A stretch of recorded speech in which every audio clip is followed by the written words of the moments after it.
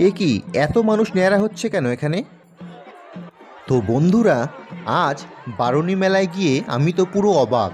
গঙ্গারামপুর বারুণী মেলায় এত লোক হয় তা এখানে না এলে জানতেই পারতাম না।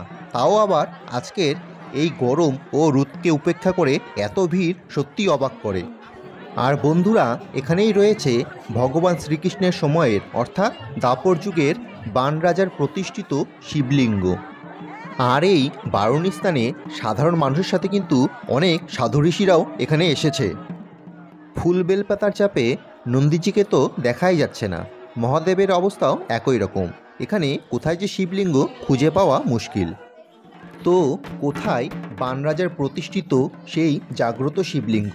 আর এই বারুণী স্থানকে কেন্দ্র করে কোথায় হচ্ছে এত বড় মেলা? তোমরা সেখানে কিভাবে যাবে?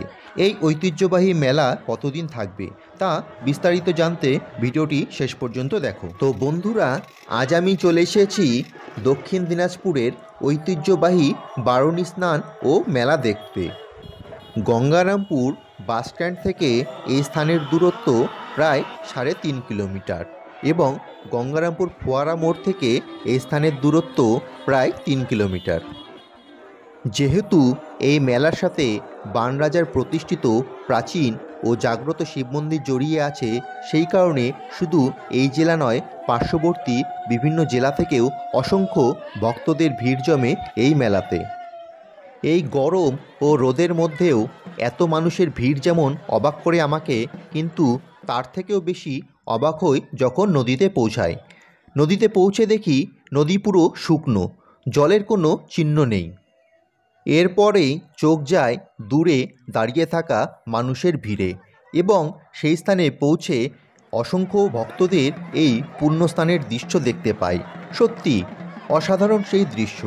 শিশু থেকে কৈশোর, যুবক থেকে বৃদ্ধ, নারী থেকে পুরুষ, কে নেই সেখানে। একটু পুণ্য লাভের আশায় দূর দূরান্ত থেকে ভক্তরা এসে এই মহৎ কাজে সামিল হয়েছে আজ। আর কেবল সাধারণ মানুষই নয়, অনেক সাধু ঋষিদেরও আগমন ঘটেছে এই মেলা ও পুণ্যস্থানে।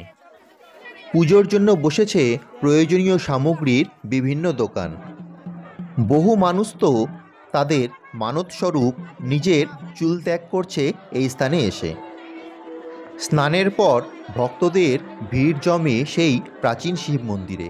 তীব্র গরমের মধ্যেও সকলে লাইন দিয়ে সুন্দরভাবে একে একে মন্দিরের গর্ভগৃহে প্রবেশ করে এবং নদী থেকে আনা জল, দুধ ও গঙ্গা জল নিবেদন করে মহাদেবের শিবলিঙ্গে। মন্দিরে পুজো দেওয়ার পর দূর দূরান্ত থেকে আসা ভক্তরা একটু জিরিয়ে সঙ্গে করে আনা চিড়ামুড়ি খেয়ে ধীরে ধীরে বাড়ি ফেরে। এই স্থানে এসে আমার ছোটোবেলার কথা মনে পড়ে যায়, কারণ ছোটোবেলায় আমিও মায়ের সাথে এই স্থানে এসে নদীতে স্নান করে এখানে বসেই মায়ের সাথে ভেজা চিড়া খেতাম। সেই ছোটোবেলার কথা মনে পড়ে যায় যখনই এখানে আসি। তো আজ এই স্নান ও মেলা দেখে মহাদেবের মন্দির থেকে দেওয়া এই প্রসাদ দিয়ে আমিও বাড়ি ফিরি। তো বন্ধুরা, তোমরা কে কে এসেছিলে এই বারুণী স্নান ও মেলাতে তা অবশ্যই কমেন্ট করে জানিও। আর ভিডিওটি প্রচুর শেয়ার করো, যাতে যারা এখনও জানে না তারা জানতে পারে আর এই মেলাতে আসতে পারে। আর যেহেতু মেলা আজ অর্থাৎ 27 মার্চ 2025 থেকে শুরু করে টানা 7 দিন থাকবে, তাই তোমরা চাইলে এর মধ্যে এই মেলা দেখতে আসতেই পারো। আশা করি তোমাদের ভালো লাগবে। আর বন্ধুরা, তোমরা যারা এখনও এই প্রোফাইলটি ফলো করোনি তারা এখনই ফলো করে দাও, কারণ আমি কিন্তু এখানে এরকমই সুন্দর সুন্দর ভিডিও পোস্ট করে থাকি।